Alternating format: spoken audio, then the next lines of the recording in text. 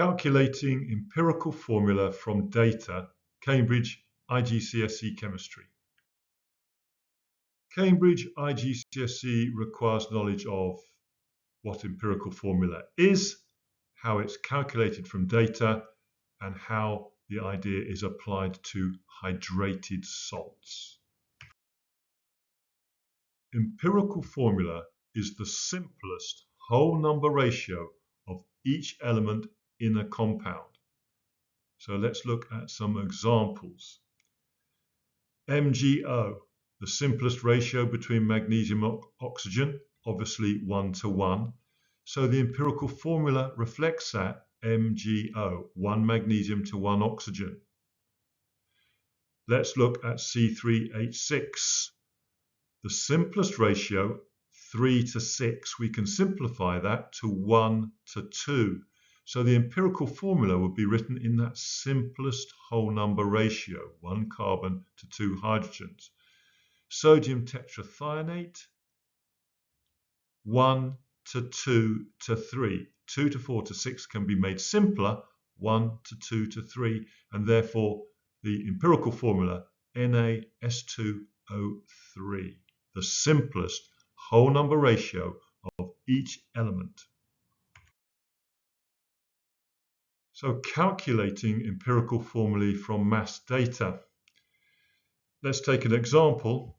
Calculate the empirical formula of the compound containing 6 grams of carbon and 1 gram of hydrogen. So there's a standard procedure for this and a format. Carbon and hydrogen, we'll start with the reacting mass, the reacting moles, achieve a mole ratio between the carbon and the hydrogen, turn that into a simplest whole number ratio, and therefore derive the empirical formula. So the reacting mass is 6 grams to 1 gram. To achieve moles, of course, we divide by the molar mass. So 6 divided by 12 is 0.5 for carbon, and 1 divided by 1 for hydrogen. Our mole ratio, therefore, is 0.5 to 1, carbon to hydrogen, but that's not whole number. So multiply both by 2, both figures by 2, to give us 1:2. So 1 carbon to 2. So the empirical formula, 1 carbon to 2 hydrogens, CH2. So here is a problem for you. Calculate the empirical formula of the compound formed by the complete reaction of 3.53 grams of iron with 6.71 grams of chlorine. So here's the format. Write down the reacting masses, turn those into reacting moles, achieve a mole ratio, a simplest whole number ratio, and therefore the empirical formula. Stop the class, come up with the formula, come back to check against my working. Okay, so let's have a look how we go. Reacting masses 3.53 and 6.71. Achieve the reacting moles by dividing by the molar mass of iron and then the molar mass of chlorine. So we have a ratio of 0.063 to 0.189.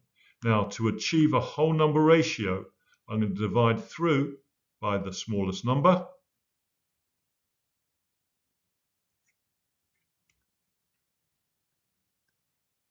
So that then will give me 1:3, 0.063 divided by 0.063 is 1, 0.189 divided by 0.063 is 3, 1:3, and therefore the empirical formula FeCl3. Here is a variation on the data that you have to work with. 2.69 grams of copper reacts with sulfur to form 4.03 grams of copper sulfide. So we'll have the same format. We know the reacting mass of copper, 2.69, but we need to achieve the reacting mass of sulfur by a subtraction. The mass of the compound less the original mass of copper. So the difference between 4.03 and 2.69, of course, is the sulfur that has been added, 1.34 grams. Now, if you are confident about achieving empirical formula from there, skip to the next slide. If not, stop, calculate, and then check. Okay, so if you've carried out the calculation, divide by 64 to give you the reacting moles of copper, divide by 32 to give you the reacting moles of sulfur.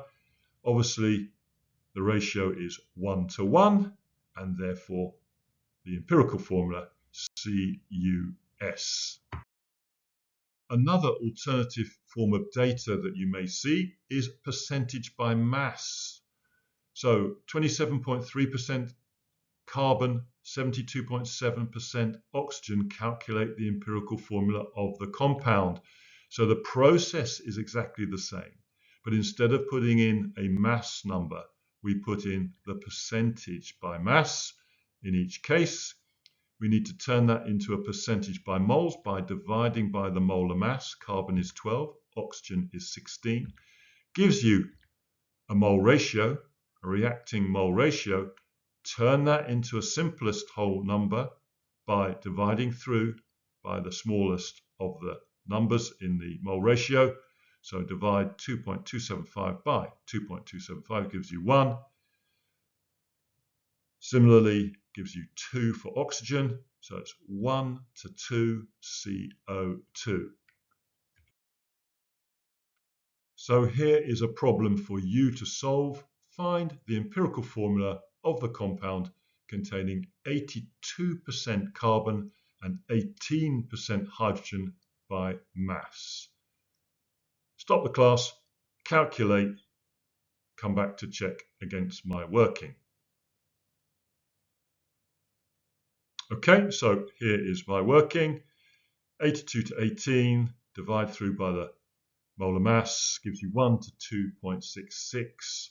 Now in this situation, we need to multiply the mole ratio until we achieve whole numbers. So if I multiply 1 by 2 and 2.66 by 2, it doesn't achieve whole numbers.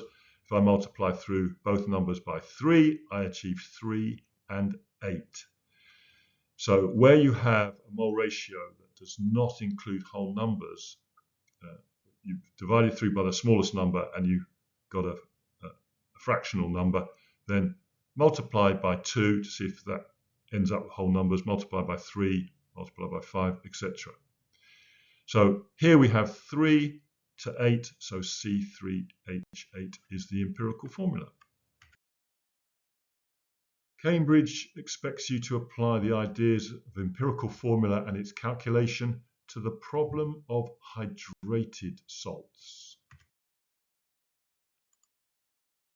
Many ionic compounds, for example copper sulfate, trap water molecules in their crystal lattice to form the hydrated salt, and here's a formula you are expected to recall: CuSO4.5H2O. These trapped water molecules are called water of crystallization.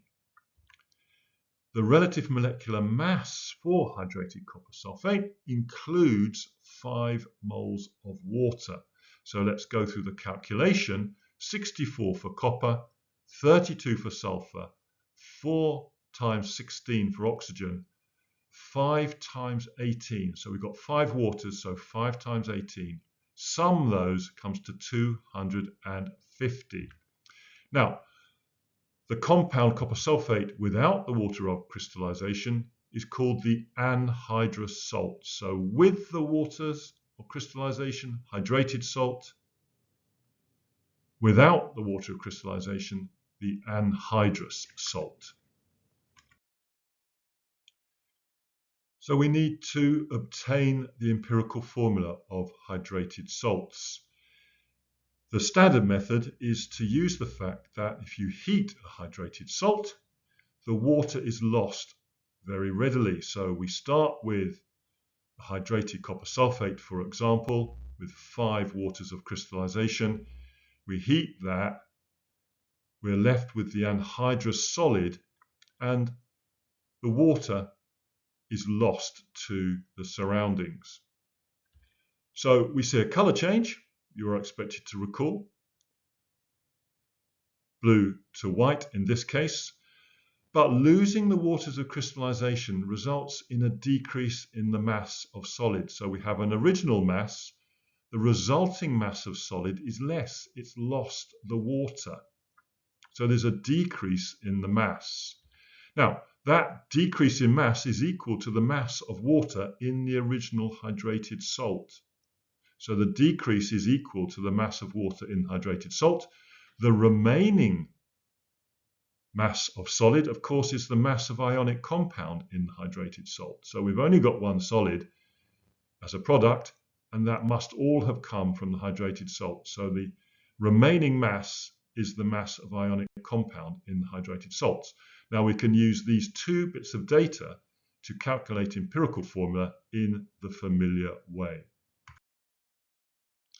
So let's look at an example. We know the outcome, so we can work towards it, but copper sulfate dot X H2O, we need to calculate the value of X in the empirical formula. And we're going to use a thermal decomposition, turning the hydrated salt into the anhydrous and losing water to the surroundings. If we have an initial mass of hydrated salt, then that mass will move to 0, leaving behind the mass of anhydrous. The difference between the original mass and the mass of the solid remaining, m minus n, is going to be the mass of water. So here is some experimental data you could well obtain in the school laboratory. You start with the mass of crucible, you take the mass of the hydrated salt, and you take the mass of the crucible after heating with the anhydrous salt. So we calculate the reacting mass for the anhydrous salt and for the water that's lost. So we can calculate N and M minus N. We can turn that into reacting moles and achieve a mole ratio and then an empirical formula. So here is the experimental data. You need to calculate the mass of the anhydrous salt by difference. Similarly for the mass of water from this data. Stop the class, see if you can calculate the correct empirical formula. Restart to go through with my working. Okay, so the first thing is to calculate the mass of anhydrous copper sulfate. So that's 5.2 minus the mass of the crucible comes to 1.6 grams. Now the mass of water is the difference between M and N. So that will be 6.1 minus 5.2 comes to 0.9 grams. So 1.6 grams of solid was formed and 0.9 grams of water were lost. So we need to turn those into reacting moles. So we divide by the molar mass in the usual way and divide by the molar mass of water to achieve a reacting ratio of moles, 0.01 to 0.05. Now, divide through by the smallest number achieves 1, divide 0.05 by 0.01 achieves 5. So our mole ratio is 1 to 5. Our empirical formula, CuSO4.5H2O. Well done for finishing. If you need more practice, I would suggest look in your textbook and then past paper questions. There's the physics and maths tutor website. Nothing to do with me, just has unlimited past paper questions. If you'd like some more classes related to this topic, look at the playlist and the links in the video description. If you found this class helpful, please recommend it to a friend. Subscribe for new classes and last-minute exam tips. Please like, and any comments much appreciated.